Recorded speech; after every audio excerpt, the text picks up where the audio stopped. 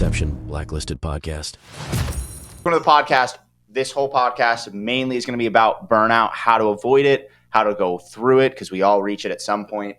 Then we're also going to touch on the game since it's pretty, I guess it's going to happen next week. Next weekend? And what, the following weekend? And then the next weekend and the weekend after that? Or is there a break in there? No, there's a break during our camp, right? The Masters and the teens are both over Labor Day. Oh, so, okay. I thought it was broken up. So they're doing it every other week. Well, no. Right? Because isn't... The teens are not for 29 days. So, damn. Wait, so it's the 3 weeks 10th? between. Oh, okay. And then when's the adaptive games? That might be in the middle. That might be what I was thinking of. That's in the. Oh, okay. Like, that could be either the following week or 2 weeks after that. Okay. So yes, there will be a week break somewhere. You don't seem very amused by that. Damn. Yeah. I guess I think this podcast is brought on just from kind of like right before qualifier season and towards the end of the summer, especially like in hotter regions of the US. I think people really start to get kind of worn down and just like burnt out in general. So I'm experiencing that with some of my athletes right now. And so I think it's probably a good idea to just kind of talk about it and probably give some of our like experiences with it. Because I know we have all had that at some point in our careers.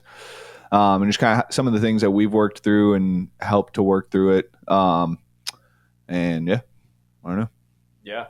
I mean, I think we've all burnt out. Yeah. You've been burnt out for like 6 years. And I'm still going, bitches. You've been burnt out for like 6 years, dude. Yeah, dude. It's a way of fucking life, man. Fuck it. Yep. What else am I gonna fucking do? Yeah, I mean, you just have to keep rolling. You just got to figure out how. Yeah. I mean, I wouldn't advise necessarily. Well, it depends. I don't know. I think one big way to like once you know it's set in is one, like admit that. No, like say it fucking out loud that you're burnt out. And a good way to kind of get out of that is take time off if you need to. Yeah. Like actually, and when don't be like, oh, I got to get my training. Fucking cut it. Stop training. You can work out. Do not train. Mm-hmm. There's a big difference. And then you're like, oh, I feel great again and want to go back. You have to have a want to go back. Mm-hmm. Otherwise, you're just going to burn out right away again. Right away. Yeah. Yeah. So I think if you have a coach, like you just bring that up. And one way so with a lot of my athletes up front, like when we first have our consult, I talk about this. I'm like, hey, like burnout's real. Mm-hmm. We have like goals, trying to accomplish goals. You have to sacrifice stuff, whether little, big, doesn't matter. And we need to understand if burnout's setting in, let's talk. Like you need to know if that's happening. And a little bit is okay. Like that means you're right. You're training right in the sweet spot. Yeah. Right. But if it's all the time, we need to change something. So I let them know, I'm like, hey, we're not going to train all year long. Mm-hmm. We can't do that. Mm-hmm. Matt Fraser took 2 or 3 months off after the games. Like, you got to take time off. You have to have that. So, not that anybody's training as much or as hard as he is or was, but you have to know when, like, hey, like I'm going to take a step out. So, like summer stuff, like if it's out, out west, what you do is you just be like, you know what, you're not gonna work out that much. I want you to be outside. Like, I want you to like go play a sport. Fucking go play a sport. Go play a sport. Go play beach volleyball. Whatever. Go do something outside of the gym. Mm-hmm. The gym is great, but you will burn out because it's the same shit over and over and over again. Yeah, I went through I think I just got out of like a year and a half, maybe 2 year burnout that I didn't realize I was burnt out. Dude, that's the thing is like sometimes you just don't know until it's like you're like, oh fuck, this has been going on for like 8 months now. Yeah, I think because I was burnt out before I moved here last June, like for 6 months. Yeah, and that's part of the reason why I was like, maybe it's just time to go get out of here, go to a new place. Right. And it didn't matter. Yeah, I got here and I was still like in that same like burnt. I was just toasted, dude. Yeah. But I think like it's not like for me, it wasn't about like stopping, like you said. Yeah. Like, I had to like find training fun again and feel good again. And then I because I just like write my workouts every day. Right. Kind of thing. And then that kind of got me back to like, oh, I like training. Yeah. Like I like breathing heavy and like lifting heavy and Yeah. stuff like that. And then I kind of like slowly came back, but it was like slow. Yeah. And sometimes competing does help because it can go both Yeah. ways. Because sometimes you can go compete and you're like, oh, this is why I'm Right. doing all this stuff in the gym. Yeah. I was similar to Yeah. you where like I didn't need the time off. Like I knew I was getting there. I was like, just be consistent inside of the gym. And like, if shit's not working for the day, then go take the time off. But I always knew like I structured my season. So I had like Granite Games in the fall and then open, and regionals at the time. So it was like, I did 3 competitions throughout the year and that was like it. So like I knew Granite Games would give me a little bit of a boost. And then January timeframe would roll around and people would start getting excited about the open. So that would give me a little bit of a boost. So it was more so just about being consistent for me and like knowing that like, hey, this funk might be happening in June, July, whatever it might be, August, but that there's something right around the corner that I'm training for and like looking at the bigger picture of that, to just like be able to stay consistent and keep like kind of trucking along, knowing that like, hey, something will bring you out of this at some point in time. Right. Yeah. Totally. And then there's the flip side where you have too much. Yeah. Yeah. Which I feel like this year, maybe too much. For sure. For you? For me, yeah. Yeah. Because it's like, did Fitness the Coast, did Open, did quarterfinals. I did that competition with Daniel. I'm doing Grid, which is like 5. Yeah. Yeah. Yeah. Yeah. And then Beach Brawl. And then Ollie Cop October. And then Fitness the Coast qualifiers. Damn. Just like, It never ends. I'm not doing that next year. I mean, you don't. Did you already sign up for the Fitness of the Coast? No. You don't have to do that. You can I'd just probably go and coach. I probably will. That honestly. probably would not be a bad It's idea, listening to all that. Yeah, it's already in my brain where I'm like, this is fine for this year. I'll get through it. I but think it'd be better to go coach. I probably Because will. you're already doing beach brawl. Yeah. Yeah, I probably will. Right. And I'd rather just do Ollie in the winter. Yeah. Yeah. That's like, dude, Ollie competitions are chill. It's so chill. It's like, Compared to like, yeah, when I went to everybody, go coach Chris through everybody that, sits for like 95% of the competition. it's like it's like 6 hours to do 6 lifts. Yeah. Every hour on the hour, 1 lift. Dude, it was like, it's a good time, but it's definitely not something that like roasts you or anything. It's just so much. It's just so different. Yeah. I guess depending on like your ability to like tone your central nervous system. Right. Some people could get like, I'm sure if Griffin went and did one, it'd be fucking, let me go sleep for a day and a half. Dude, I did a total of 20 clusters at 205 yesterday. Yeah. And I'm like fucking ruined. You're like, I need to sleep. Well, grade tester, we have to do, like it's in one of the echoes, and it's 10 clusters at 205. Like you do it for time. Right. Then rest 2.5 minutes because that's how long roughly it's going to take to get back to doing the second echo, the repeated workout, and do it again. Fucking took me 25 seconds. Wait, censored. Definitely. I don't give a fuck. Good luck, everyone in grid. Come catch that time, bro. Blake, one of the other fastest people in the league, took him 33. I beat him by 8 seconds. Oh, 10 damn. reps. Okay. Yeah, like good luck, bro. Yeah, dude, it's so ignorant. Yeah. It's so I'm gonna put it on. Put it on Instagram. I am. I'm going Hell to, yeah. but I'm gonna wait because I'll wait till after the match, so nobody can catch these secrets. Yeah. It's really just about being as ignorant as possible. I'm not kidding. Yeah, just it's not, literally muscle the bar. Yes, dude. Like- There's because when I post that, people are gonna be so mad. They're already mad about the hang clean and jerks. It's a push press. No shit, dumbass. Wait, people. Oh yeah, dude. What? That video right now is over 100,000 views. But like people don't understand that it's clean and shoulder to overhead. Yeah, but it says clean and jerk, so they're like, ooh. So Some dude said, I know counting your comp, but it's technically a tall clean, bro. Literally eat a dick. Like, what? I hate that. Hold on, I gotta read. This is the best. This is the best comment. Dude.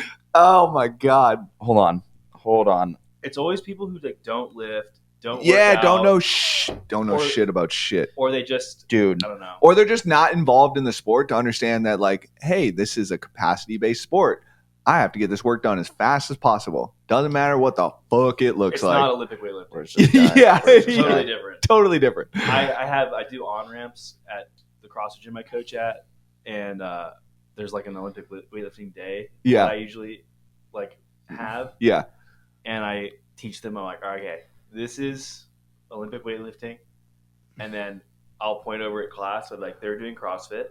That is not what this is, but I teach them like the CrossFit version. And Yeah. I'll teach them the right way, the Ollie version. Yeah. And then like they're different, they're not the same. Like that says clean and jerks, but it's not. It's not. it's different. Yeah, people. Yeah, I don't know. Well, all right. So this dude, he commented on there. He's like, "You mean hang clean and presses? That's a whole other thing." Like in the way he said it, he wasn't trying to be a dick. Like he put a bunch of like laughing emojis or whatever. And I was like, "Yeah, it's just faster that way. People can jerk if they want."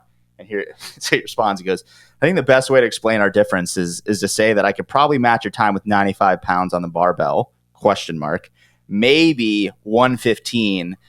If I had 8 hours of sleep, no kids, no job, a little trin, and just had sex with my wife, maybe. Yo, Still wives, don't hold your husband's back, man. Let him shine. You gotta clap and then let him ride. honestly, still probably not. I don't think. I don't know. It's a lot of things. It's a lot of stuff, and also, I don't think it's the technique. I think part of it's your technique, and then part of it is just you. Fair enough. So I don't think it even matters if you release the video or not, because I don't think anyone else can do that. Right. No, I know. Right. Fair enough. Oh, Yeah. you're talking about the clusters. The Yeah. clusters. Yeah. I mean, legitimately, I take so most people bring it to their knees, right? I just fucking go from the top. Ghost ride it down. Fuck it, not even ghost right that bitch. I'm fucking sending it down. Punching it. into But the I'm ground. I'm not punching it. I keep my arms bent on purpose. So that you can just go So under right when I away. touch, I can pull underneath. Yeah. Dude, also, I guess I had a really like misjudged like thought of it because whatever the weight is, it's fine. But I think last year Dan had me do them at 155. And it like he's like, I want to see how fast you can do it. So I was like, I don't remember if it was 155 or what weight it maybe it was 185. Did it 205. I was like, fuck. That was kind of a lot harder. Yeah. And I was like, okay. But then I was like, 25 seconds makes sense. Shit was hard. That reminded me of that workout that you and I did at Dwala that one time. It was 20 power cleans at 185 and then like 100 double unders, and it was like 2 sets. So we did it not facing each other. It was something that Oh, I think- you had me do some crazy shit, and I went unbroken. and I did it with him, but the first set we both went unbroken on the 20 power cleans at 185. We both went unbroken. Yeah. But it like I hit like 12 or 15. No, I hit like 12 or 13 reps, and I heard Griffin's barbell drop, and I was like, "Oh, Griffin's breaking. That's weird." And then I heard his rope going, and I was like, "Ah, shit!" And then I was like, "How'd you do that?" And you're like, "Oh, I literally just didn't." You're like, "I didn't bend my knees at all." Like, reverse curled all of them. I was like, I did 12 touch and go, like good ones, Right. And I was like, "What the hell?" Yeah. Yeah, dude. Damn. The amount of things that were said on this is so funny. One dude, so I've learned instead of be like, "Hey, fuck off, get the fuck out of here," I literally just will make a joke. So some dude was like, "This is extremely unsafe. Don't do this." And I was like, "It's too late. I already did. I'm not keen on safety." Danger is my middle name. Yeah, I just have to like whatever. I just go funny. in on that shit. Yeah. Oh yeah, some dude was like, "Better question. Who fucking cares?" And I said, "Probably my mom." Clearly, you do to comment. Yeah, Yeah, right? Like- right. But I'm not even going there. Dude, not even going social there. media might have been one of the worst things. for Honestly, humanity. great way to get out of burnout. Post ignorant shit and let Yeah. people fucking go ham. I also think people think that that human beings are way more fragile than they are. Yes. Because that 'Cause- person's Because fragile. people are like, "Oh, my knees hurt watching this. Oh, my back hurts watching that." I hate that. Everyone commenting that set shit. yourself on fire. Set I hate yourself that. on They're projecting. They're projecting. So Yeah. they're projecting what they feel inside on everyone else. Yeah. Yeah. And sorry, bro. Like you are clinically easy to read, dog. Yeah. Very easy. You played yourself. You played yourself, DJ Khaled, bitch. Yeah. So yeah, that's a way to get out of burnout. Just fucking put a bunch of random ignorant shit on there and just go ham on trolls. Actually, you should just start a fake troll account and start destroying people. It should be just blacklisted troll account. Not blacklisted. Yeah.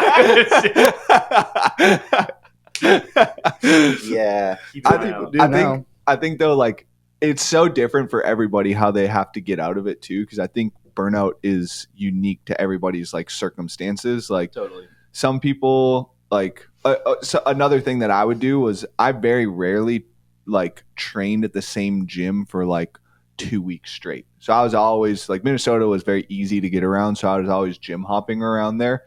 Also, I didn't have that much to do at the time, so that was really nice. But so like I was always gym hopping and finding like kind of different spots to go hang out at or train with, and like train with different groups of people around the area.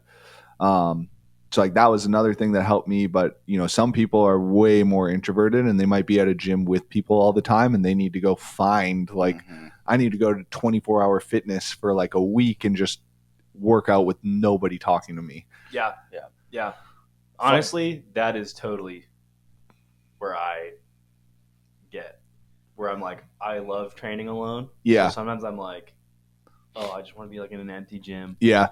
And do my thing. Right. And then I think you need a perfect, like, everyone's going to need a different balance, a different ratio. Yep. But I think you need both. I think you have to have a training partner, whether you're in, like, you need to be by yourself, or if like you need other people, you need to be by yourself at least one day a week. Like you need you need that in the week. Yeah.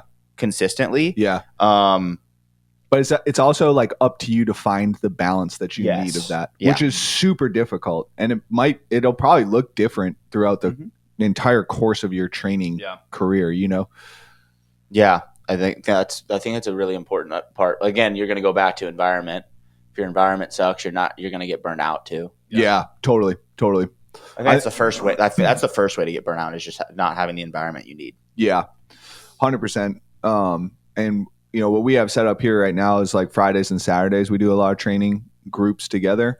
And I think that's super helpful because we get pretty good intensity on Fridays and Saturdays. And then Monday, Tuesday, Wednesday, or whatever days we're working out on, is a little bit more like solo training. So you can kind of use that time to like recharge, or you can go find somebody to go train with, like inside of our community, and like find kind of the pockets that you need to find.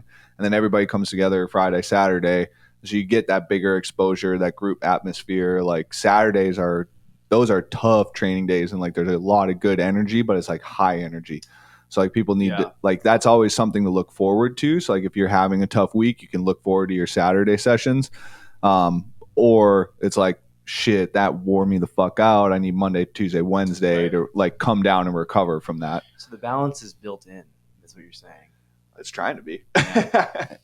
Trying to be. I'm such an opposite though. Like I find, don't get me wrong, I push harder with other people, but I like get better training by myself typically. Okay. Because then like when you're with other people, you're racing. Yeah. Right. So like, I mean, it's a type of training, but I get better training for what I need to get better at by myself. Mm-hmm. And then when I'm with other people, it just a lot of that, no matter what, that pretty much goes out the window most of the time. Right. Because you also don't want to bring to the table like, oh, I'm just not going to go that hard today. Like, right. Like, you don't want to bring that to the group. Right. Unless you're trying to fucking sabotage them. Yes. Right. Right. But like, you don't want to bring that. You don't want to bring that energy. Even if you do need to be more conservative because of whatever reason, you don't need to be going around and be like, oh, I'm tired today, so I'm not going to go hard. Like, shut the fuck up. Yeah. Yeah, you can still go hard. You can just strategize differently. Well, there was that actually last Saturday. So I don't remember. It was someone was like, I don't have it today. And I was just like, yeah, you do. Like, well, I don't have that. Yeah, you do. Like, you have your best effort of whatever your body has today. Yeah. Yes, that's not if we put you on a scale, maybe not your best effort of all or best performance of all time. That's cool. Yeah. You're not looking for that. Right. But you got your effort. Yeah. Maximum effort, bitch. Yeah. Yeah. Hey. Deadpool. Got those shirts coming, maybe. Yeah. I'm making a t-shirt. Lit. Hell yeah. Maximum effort. Surprise. Deadpool. Spoiler alert. But yeah, I wrote a blog years ago that was kind of talking about that, where like it was talking about how during the training years you need like in the off season, like you need the most time alone training and then the least amount of time training with others. And then as the year goes, those kind of inverse and they switch, and you need towards the start of the season, you need to start, or in the season, you need the most amount of time training with others so you can practice racing, practice strategies, whatever it might be. And then you need to refinement, which is training alone, a little bit less.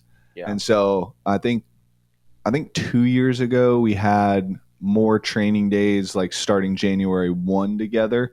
Obviously last year I was in school, so that fucked shit up.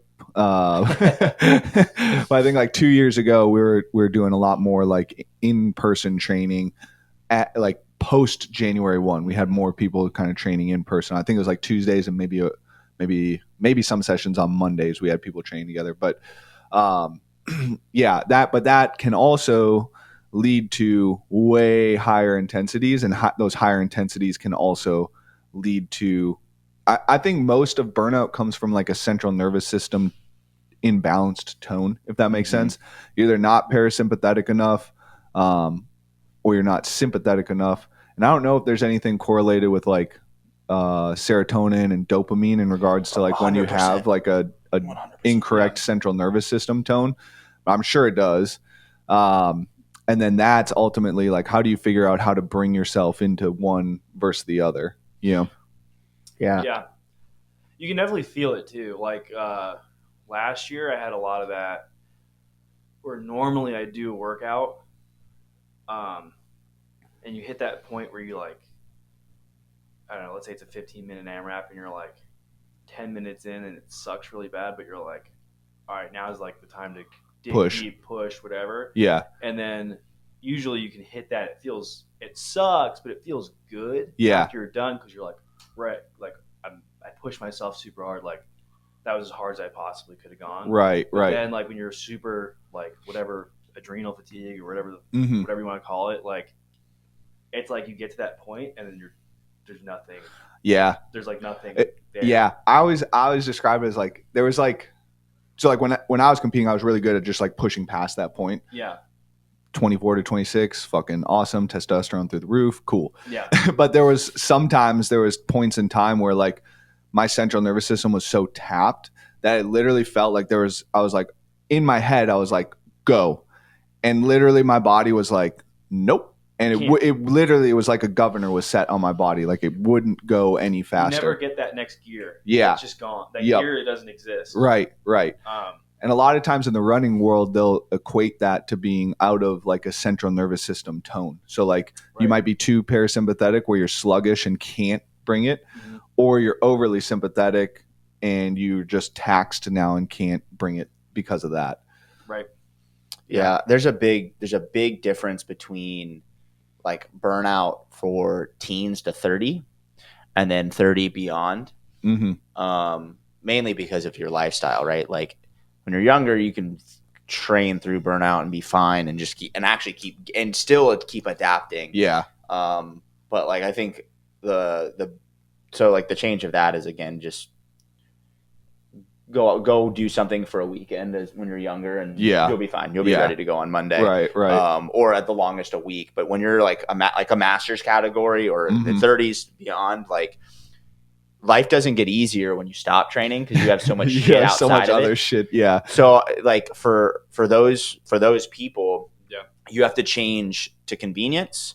You have to change the style of training so that they want to show back up, because sometimes training is like how they get away from, if you have 4 kids, it's hard. So like being like, okay, don't just stop, because if you just stop, you're going to completely stop and you're going to spiral worse later on and not even get back to training. Yeah. Let's adjust to your time, like to this season of life, whatever that is. And let's make sure, like, it might be 30 minutes today. Like, that's what we're going to do. Yeah. And that's what every week it's going to be 30 minutes. Right. And eventually you might start looking at like, man, I want that 30 minutes. Yeah. And I like interval training is perfect for it. Yeah. Right. Yeah. Get the intensity, get in, get out. And also it doesn't have to be beat down central. Let's just get stimulus that we need for you to stay in it. Yeah. And then you're going to be a lot happier and be back to being like, I want to train more and have more time later on. Yeah, totally. I think that was one thing when I first started like doing individual coaching. We would get a lot of people coming to us that were just like, my back hurts, blah, blah, blah. Like everything's like, you could literally see that their whole central nervous system was just fucked. Yeah. And I would have them spend 4 weeks doing just easy cyclical work and getting them out of that fucked state. And by the time that 4 weeks was up, they were like, I need to fucking train. Like I need to go hard. Yeah. And their body was healed and they were ready to actually start training again. And like to your point too, Griff, like, you know, even going down to like, this is a hard sell for a lot of people, but going down to 4 days a week can help out tremendously because you now have an extra day. I have someone like on right now. I have a client doing that. Yeah. So I'm dropping it down to 4 days a week. Now you can get extra shit done in your life. Like you have an extra day to just kind of like do whatever. Do you want to say something, Pat? You're kind of giggling over there pretty hard. The Dissident Barbell program coming out on August 12th is 4 days a week, partially for that exact reason. Hell yeah. Well, when that's it. That's all I want. To be honest, when you're lifting, and if you're really pushing, 4 days a week is all you need, and because your central nervous system gets fucking annihilated. Dude, Dunzos. 100%. You need 3 days. 3 days of rest is important in the week. 4 days of training, and you can run. You can do CrossFit with the Olympic lifting program, but if you're trying to fucking get strong as shit, do not add other intensities. Mm-hmm. You can go and run zone 2s, cool. Yeah. I mean, you can go do some sprints. You just have to choose to do them on your like truly Olympic lifting days, right? Mm-hmm. But you need to be smart about how much other shit you do. Don't be going and do 8 million fucking muscle ups. Mm-hmm. Yeah. The guideline I gave my lab rat for this program is because he said, can you do other, because he does, rowing intervals, whatever during the week. And he goes, how many other days a week can I train alongside the program? And I was like, you can train every day alongside the program, but you need to limit your, I'm just going to say aerobic power zone workouts to once a week. Yeah. Like you can only do one true Metcon a week. Yeah. And it has to be on a day that you're not doing this other shit. Yeah. Like the Saturday. That's why it's 4 days a week, because it Most does people allow you to do like a Saturday workout. Yeah. A lot of people do with their friends and stuff. But, you really totally got to be careful. If you're going to do that, you got to be careful on Saturdays because you need those 2 days to fully recover back for Monday. You have to. Yeah. Definitely don't do our sessions on Saturday if you're no. Absolutely. We're training for CrossFit, not to get fucking. I mean, get strong, but not fucking it's not the same. Yoked. You can cherry pick your sessions. Yeah, but it's totally. Not it's not the same. Like you could do our session workout, but not the whole session. Right. Yeah. Unless it's mine that's coming up, which is good, which is a fun one. I saw that today. Mm-hmm. I put that in for somebody. I've done that one. It's fun. Yeah. Mm-hmm. Sweet. I've done both of those pieces. It's going to be lit. Second one looks like it's going to be a fucking pump sesh from hell. Yeah, it is.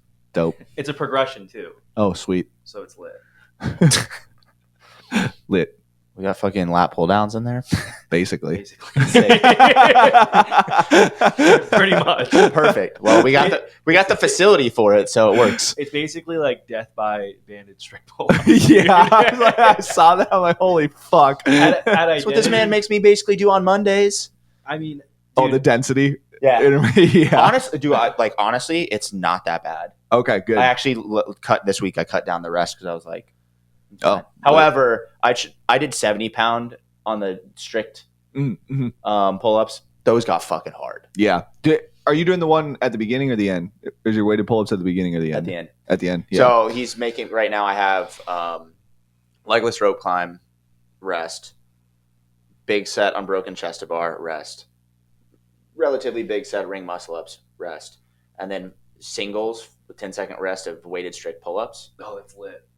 Yeah. And then you rest like 3 minutes and then do a bunch of sets of that. We used that for Amanda 2 years ago because the whole idea behind that is you need like for bigger athletes or even stronger athletes, like your ability to contract hard is what limits you in your upper body pulling motions. So fatiguing everything and then forcing you to contract hard with your with the weighted work is what improves your endurance inside of upper body pulling stuff. Yeah, I love like fatigue, like was it muscular endurance fatigue based like training stimulus.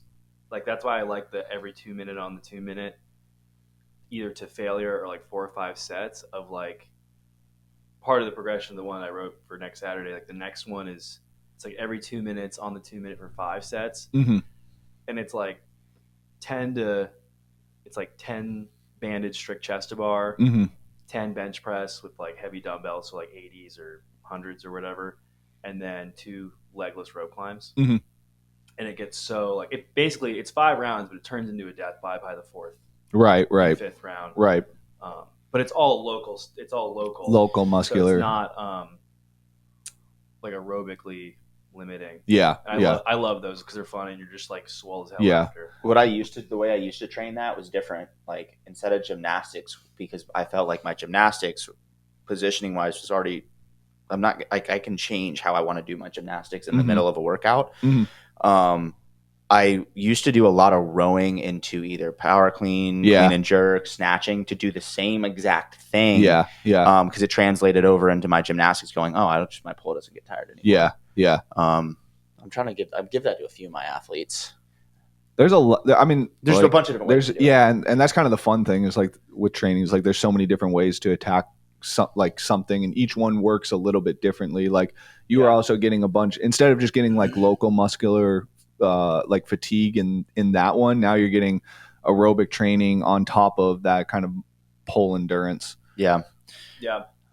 Pull and push, bitch. Did you guys see that fruit fly that was flying around my mic?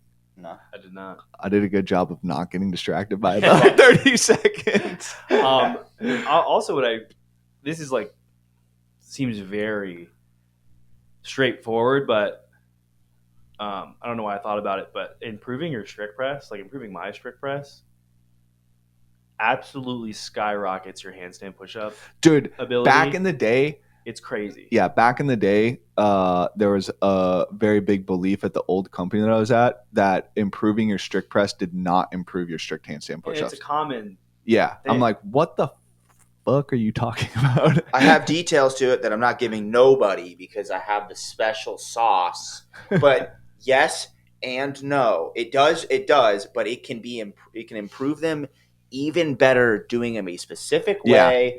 And a certain like there are a lot of things to make them really good, and I have now tested this with I don't know at least 4 or 5 of my athletes, and everyone is just like fucking mooned. It is hard to improve your strict press.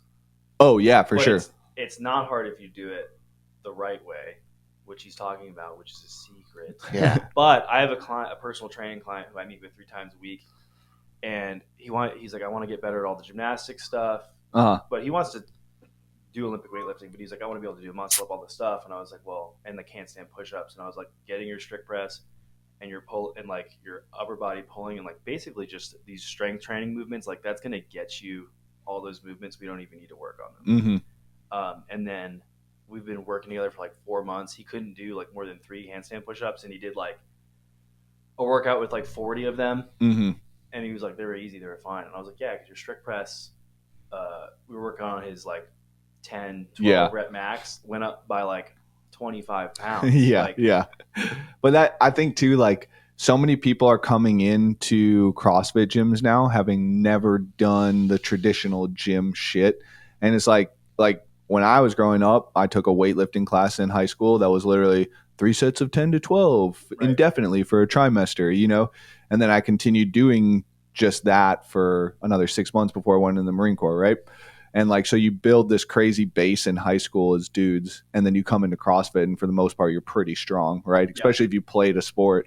We have a lot of people coming in that maybe never went into a gym or never took a weightlifting class in high school, like asking like, oh, I see these strict handstand push-ups. Like, I want to do those. Like, well, let's actually have you start doing some curls and tricep extensions and shit. And like all of a sudden all of a sudden they start getting strict handstand push-ups. Like, I want to get back to doing some accessory bodybuilding stuff. It's a good time. It is. I hate it. I hate it so much. It makes my joint. It just makes my joints feel good. Yeah. I like if it's set up in the time domain. Yeah. Like I don't. I'm not like in EMOM. I love that where you have to like. That is go. Like the worst feeling to me is that burn. I hate that really? so much. Welcome to how CrossFit feels to me. Yeah, no, that was like my one of my biggest limiters was just like burning. Like I hate that feeling. Dude, that's all that doesn't matter what I do in CrossFit, that's what I feel like. Yeah. But that's my favorite feeling. I hate it. That's so funny. I hate it. But that's like I can't remember Charles Paul. It makes me feel weak, so then I get fucking pissed. I like it because I feel like I'm just blasting. See, it's a perspective. Dude, it makes me so mad. I'm like, I'm a fucking pussy. Why is this hard? But it's not. Fuck you. There's Charles Poliquin came up with like 3 different body types and what you kind of enjoy training wise. And I think a lot of it had to do with like what neurotransmitter you produced most of. And there's like I can't remember exactly what it was, but like one neurotransmitter was for endurance training, one was for like aerobic power, like what you would traditionally see as a CrossFitter. Yeah. They like love that style of training. And then one was for legitimately like bodybuilding and like those pump sessions. They're not a fourth one because I hate all 3 of those. I fall in the middle and the left side. I literally fucking hate bodybuilding. I love doing the explosive stuff. Yeah, I do too. It hurts, but it hurts differently. The bodybuilding stuff? No, like explosive. Oh, yeah. You just have like crazy brain fog. Yes, I do. Yeah. Explosive stuff? That's what happens to me, yeah. It depends. Like, so if you do fucking like true sprint intervals for being explosive. Like the sprinting and stuff, I love. Fucking blackout when you're done. Yeah. I mean, yeah, after like our legs were. I was going to say every Friday, like, fucking, where am I? Destroyed. Yeah. No, I love that stuff. Me too. It makes me feel good, but I don't know how. Like, I can't. Well, I can. I just got to keep building back so I can go full out on that. But full send. I'm too big. I'm legitimately just too big to full send that. Too yoked. Genetics. It's crazy. It's so funny that like as a kid, I was like, I need to get bigger. That's all my life was about, and I was so fucking small. And then now I'm like, I don't want to be big. That's yeah. Let me be small. Let me be small. Can relate. So dumb. Genetics are crazy. Humans just want what they don't have. Fair.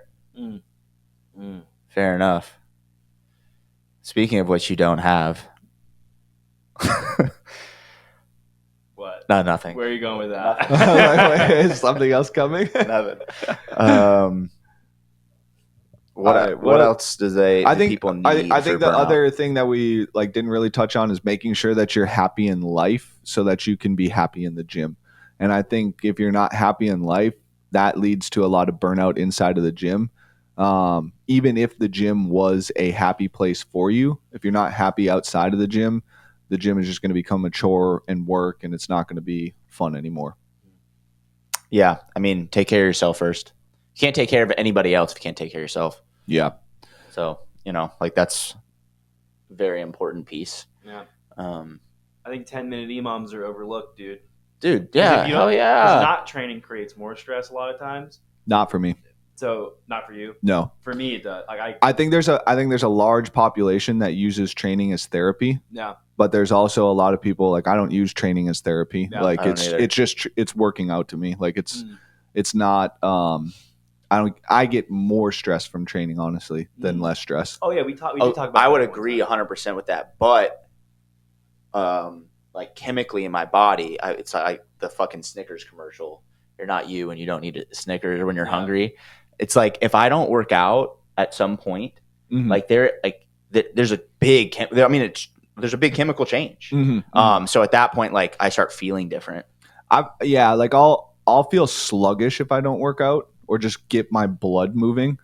But it is like unless it is literally just walking, it's a huge stress on my body. Yeah. But that could also be because I've fucked myself up for 14 years, doing all sorts of crazy shit. But I just get existential if I don't do something. Like nothing matters. like I have no purpose. You know what I mean? Yeah. Super depressed. Oh yeah, I have to do, even if it's just like I lift or something. I got to be there because otherwise it's just like 10-minute EMOMs, man. I'll do nothing the rest of the day. I'll do nothing. 100. Like that's why rest days I'm always like, can I just go do something? Like I'm way less productive. Yeah. In general, because it's like I haven't, even if it's like a 10-minute EMOM, it doesn't even matter. It doesn't matter. I love 10-minute EMOMs. 30 wall balls every minute. Dude, honestly, the ones that one of my, I mean, technically it is possible. You just basically be doing wall balls the whole. You get like time. 5 seconds of rest. Unbroken, yeah. I don't know. The most wall balls I can do in a minute is 27. I've done 35. Unbroken? Yeah, I've done 35 before. Yeah, I've done maybe 34. Yeah, it's right there. Yeah, maybe I just gotta sit down. You gotta catch it on the way down. down. And pull it down. Pull yourself down, and stand up fast too. Mm-hmm. Like I'm bad. The ball will move faster from gravity than you. Link in bio for remote coaching. 1 10-minute EMOM a day. Dude, one of my favorite 10-minute EMOMs ever was I actually stole this from Josh Bridges, but from a long time ago. But every week you do EMOM 10, minute ones, a 15 cal echo bike, minute twos, 15 GHDs, and then the next week you add a rep. Okay. Until you get to 20, and you try to go through 21. And I only made it. I think I've only made it. Wait, add a rep or add a minute? You add a rep. So it's just 10 minutes of one back and forth? Mm-hmm. Okay. Matt Fraser has an EMOM that's 20 minutes, 20, but it's 20 and 20. Yeah. I could never do 20. I did 20. that. I could do. Fuck you, Matt. I got soft. to 17, I think. 17 on that one. It was like 17 and 17. And then it's like just nasty. I just did that stupid ass one on Tuesday with the 15-15. That was so bad. I was like minute 8. I'm like, you cannot be a fucking pussy, and you have to go to minute 20 with the 30-pound ball, and then you can drop down. So gross. I actually programmed something like that for the 60 for, I think, this Monday. Yeah. Next Monday. I have no idea. Invictus did one a long time ago. There was like one of their testers back in the day that was 30 minutes. Minute 1 was 15 cal row. I think probably 12 for ladies, and then 15 lateral burpees over the rower. And so I was trying to do something similar with the assault bike and echo and wall balls. You and I did one that was EMOM, 18 cal echo bike, and it was like the burpees shit that he made me do. It was Death by Burpees. That was a Keegan Dillon special from way back in the day. Absolutely, dude, that's just it's one of the most disgusting things. It's 18 cals on minute 1, and then minute 2 is death by 2+ burpees, and you just go as long as you fucking can. Burnout, dude. Like I remember I got through the whatever round that was. I don't have no idea. I did not make it that far, but it was like I got back to the bike to get 18 cals, and I got like sold out. Got like 10. Like no output whatsoever. I made him rest and then hop back in with me. Damn. I rested like for a round. 2 rounds, yeah, something like that. Yeah. And then I came back in on the. We were at the round 20? of 18 or 20, something like that. Yeah, that makes it because I think that one. 16. Oh man, that round, like I think it was either 16, 18 or like those 3 minutes are just fucking nasty. You accumulate so much echo bike that it's just like. Perpetually fucking you. Yeah. So bad. Yeah. Good times. Damn. Actually, you know what? Why don't they do that at the games? I think they should. I would love to see stuff like that. And then if you don't make it, you fucking literally get taken off the floor in like 10 seconds. Just snatched? Snatch all their equipment and get off the fucking floor in 10 seconds. So it's literally like elimination style. And you get fucking shamed for losing. Honestly, that Dubai workout was kind of like that. Dude, that was top 5, one of the most painful fucking workouts. Which one was this again? It was Total Bar, Echo Bike, front squat. Oh, yeah. And because they changed it and they were like, if you finish early, you don't have to do the full 20-minute EMOM or whatever it was. Yeah. And everyone was like, fuck. Because we tested that one together. We did it at 245. And what was it there? 250, 225? It was 205, right? Oh, no. It 225? 225. I think we tested at 275. I remember we tested it heavy, and I remember I think it was 275. I think we did multiple versions of it. I only got like 21 reps, and Griffin got like 70. Dude, that was painful because it was 25 toes to bar, minute 1, 20 cal echo bike, minute 2, and then you had to accumulate, what was it? 50 front squats, wasn't it? No, more. I think it was 75. It was 75 front squats. Oh, damn. Yeah. Damn. And you did like maybe 20 that was 205. 20 something. I don't fucking know. I did. That might have been 205. I don't remember how many I did on the first round, but it was over 25. Yeah. I think you opened up with like 33 or something like fucking that. disgusting. It's because we practiced heavy. Well, everyone was like 100%. Yeah. 100%. Maybe it was 60. Maybe it was 60 front squats.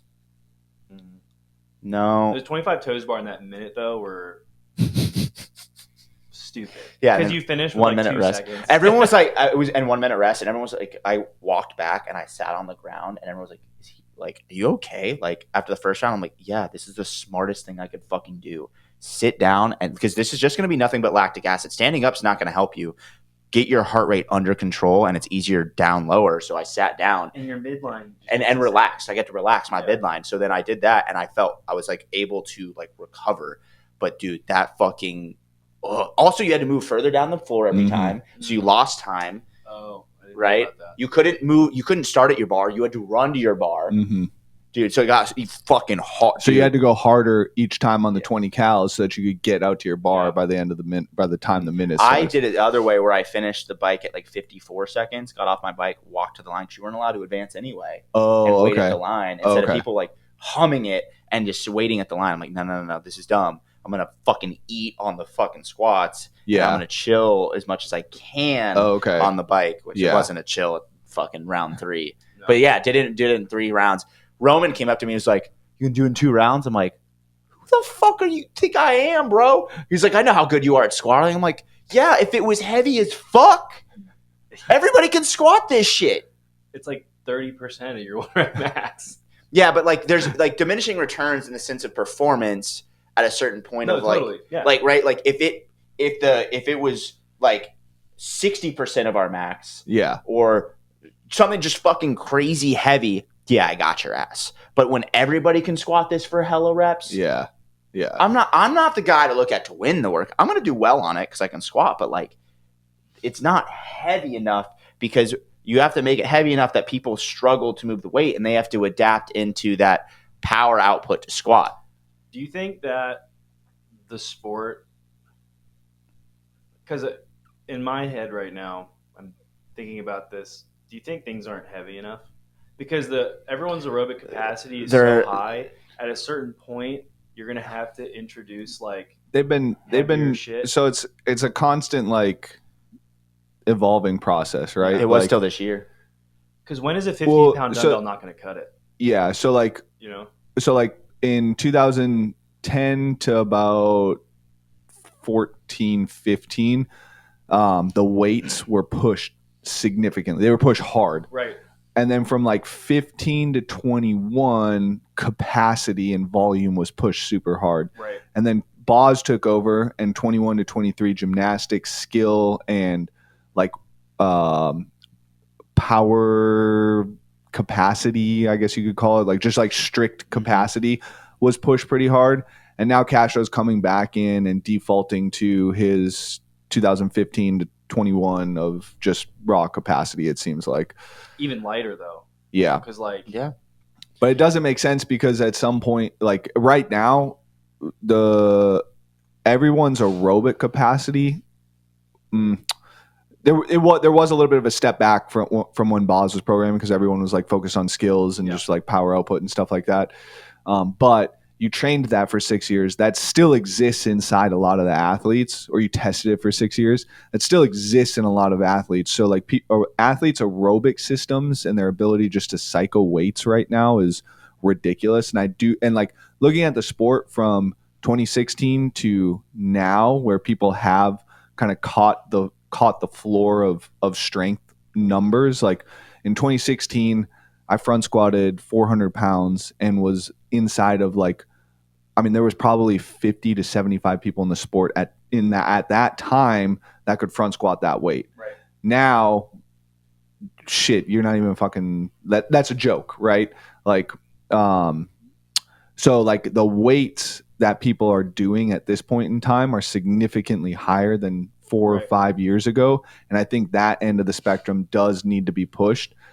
It would be interesting to see if they just upped the women's weights like by 20 pounds on everything, what would happen. I think that would balance the women's side out a little bit more. Absolutely. But the ceiling to floor on the women's side of the sport is so much bigger than the guys' side that the bottom half would get destroyed. The crazy thing is, I think it needs to happen because you need to be well-rounded. Yeah.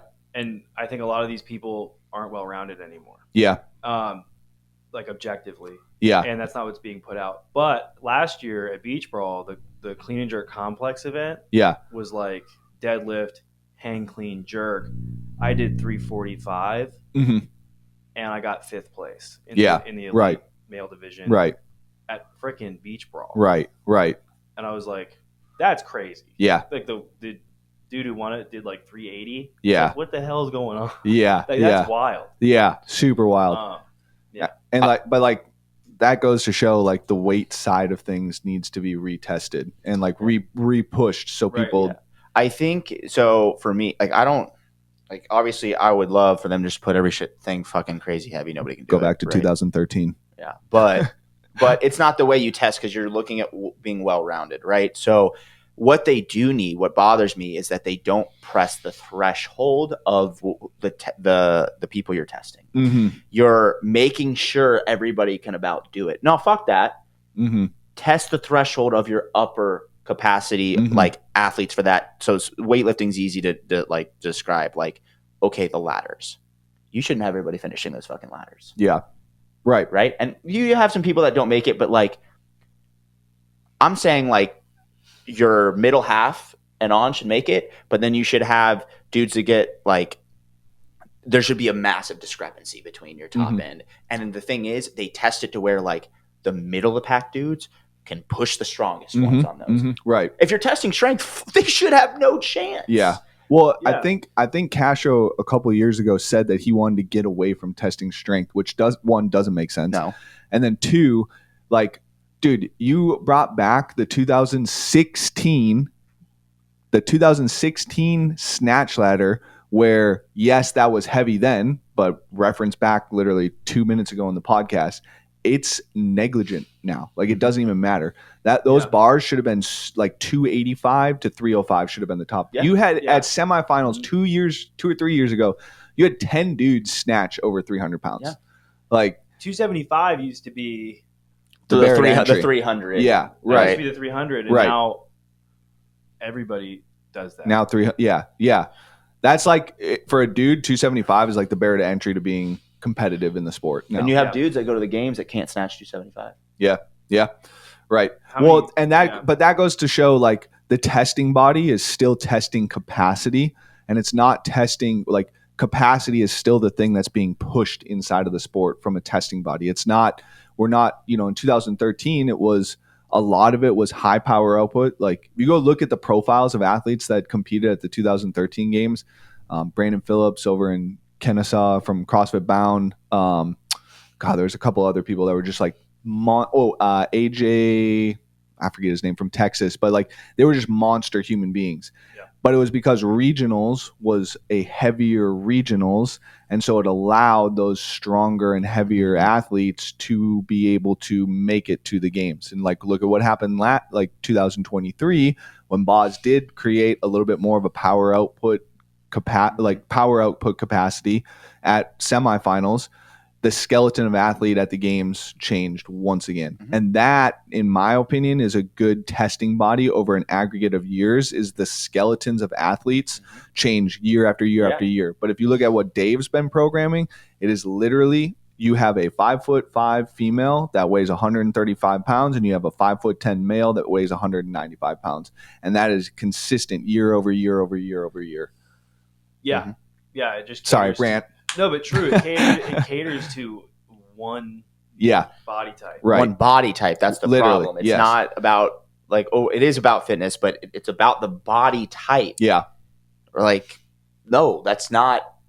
If you're genuinely testing the unknown and unknowable, you should not have the same skeleton of athlete competing at the games every single year. It should be a different skeleton of athlete, like what happened in 2023, where the males jumped up to, I think it was 6 foot or 6'1", 225, and the females went up to 5'6", 5'7", 160, 165. Yeah. And so like now, and then if you bring it back to 5'5" the next year for an average or an aggregate, cool, that's fine. But there should be variance inside. If you're genuinely testing the unknown and unknowable, there should be variance inside of the athletes that are chosen year over year. Mm-hmm. There should be, but yeah, I mean, because there used to be 315 cleans or clean and jerks in the open, like 2 years in a row. I think like 2020. That used to, 2019 and 2016 is when the 315 cleans started to happen. Yeah. And then this year was 245. Yeah. And people were getting like 30 plus reps. Yeah. And it's like, what are we doing? That's not. Yeah. That's what we're talking about. Because so that's a different, and Vellner and Fikowski have talked about this also. So like me having to do 30 fucking reps, and then someone else that's nowhere near strong also does 29 reps. Mm-hmm. You're not testing strength. Don't tell me you're testing strength. Mm-hmm. You have to test strength. You don't have to test 1 rep maxes. Nobody's fucking advocating that it's the only way to do it. Don't do that. Fine. Fuck it. I don't care about a 1 rep max. Yeah. But if you test strength and you actually test strength, I'm winning. Yeah. If you don't test strength and call it strength, I don't know fucking to tell you. Like, I shouldn't be losing to Taylor Self on which I didn't, but like on a workout with 245 clean and jerks. Like, that's not strength. Right. The thing is, muscle like, endurance. Right. And the thing is that I think gets missed a lot is mass moves mass. So like at the top end of the spectrum, that you're going to have heavier people moving heavier weights. But when you bring it down into like a capacity based thing, it becomes about anthropometrics at that point in time, and power output, which involves the ability to move a bar a certain distance. And contrary to what they're saying about power output being the scored event, a taller athlete will always produce more power per rep than a shorter athlete, but the shorter athlete will get more reps because they don't have to move the bar as far, and then they have a higher power output. Right. You're lying about what you're measuring. Yes. Yeah. Which is annoying. I think one of the best programmed open workouts was that I think it was the Bosman one where it was like it started with wall walks, double unders, snatches, and then it went to strict handstand push-ups, double unders, snatches, and it went up to 225. Quarterfinal. Was that quarters? Hold on, wall walks and snatches. Oh yeah. 2023. Yeah. Sorry. Yeah, I thought that was one of the great workout. One of the greatest workouts programmed. Super great workout.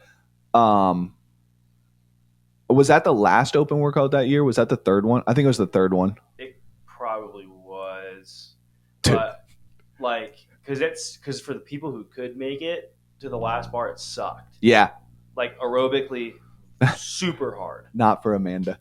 Not for Amanda. No, she did the last 6 bars in like 40 seconds. Yeah, 6 reps was in like 40 seconds or something like that.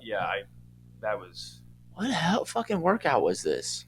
It was 5 wall walks, 50 double unders, 15 snatches at 135, 5 wall walks, 50 double unders. I legitimately do not remember doing 12 snatches at 185. And then it went to 9 at 225. And then there was another set of 20 strict handstand push-ups in there. And then was it, or 205? I think it was 205 and then 225. Maybe. I know it ended at 225 for sure. Yes. Yeah. But the amount of people the amount of men who didn't even get to that last bar, or get through 185, right, was crazy. Yeah, dude, I literally have zero recollection of this work. The shitty thing though is like you can make it onto quarterfinals and subsequently make it onto semifinals without finishing that 185 bar. And so like I think their testing system right now is extremely flawed because they're going for income. I get it; it's a business. Are they? I mean, They're going for inclusivity. They literally just cut down how much money they're spending on the games. Yeah, but you make most of your money on open and quarterfinal registration. But so right. So they're taking away from the sport of fitness. They're taking away from going to the affiliate of sport. Yeah. They're taking away from the actual sport and they're going towards literally how can we produce the most money out of this. Because like if you go to most in-person competitions, like the bigger ones like Fit as the Coast, Beach Brawl, those things have way better tests of fitness than you would get through open or quarterfinals. And I think that does say something. Well, I mean, when I would lose to people all the time in the open, like just get demolished by them, not even close. And then I would never lose to them at a live competition. Like never lose to them at a live competition. Also, people cheat those. So.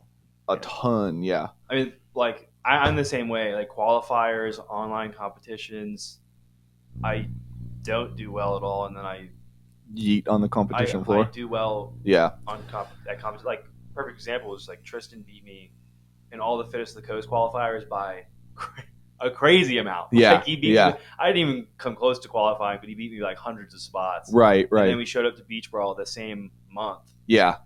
But that goes back to kind of like in every workout except one. Right. But that goes back to make sure your life is set up well because like you were going through some shit at that point in time too, right? Yeah. I got to take off here though, so you guys cool with wrapping this up? Oh yeah. Okay. Sorry. Or I could just leave and you guys can keep going if you want. No. Oh, okay. Just have some one-on-one time. Fucking what the hell? Just start making out. Well. We forgot to mention this at the front of the podcast, but we have a camp August 23rd through 25th, Roswell, Georgia, at the Training Box. We would have links everywhere to sign up. If you can't find one, message us on Instagram. And then if you are one of our athletes, message us to get your link. You're at a decreased price point, obviously. But we'll have Griffin there teaching them barbell class. We'll have Meredith with Maximize Nutrition teaching us how to properly fuel for competitions. Krista, our gymnastics coach, is going to be doing a gymnastics seminar. We'll have a couple bodywork people out there, Pete from Hybrid Sport and Spine, and then Lauren from Repair, Perform, Recover. She's going to lead us through a warm-up on Sunday. And then Dan is also going to do an optional swim session on Sunday. And then we'll have 6 workouts. We'll break them down. We're going to get into small groups. We'll talk with you guys about the workouts and just kind of assess how everything's going. So you're getting a lot of value for a great price point from this camp. So if you are a competitor, fucking show up. Yeah. See y'all fuckers later. Bye.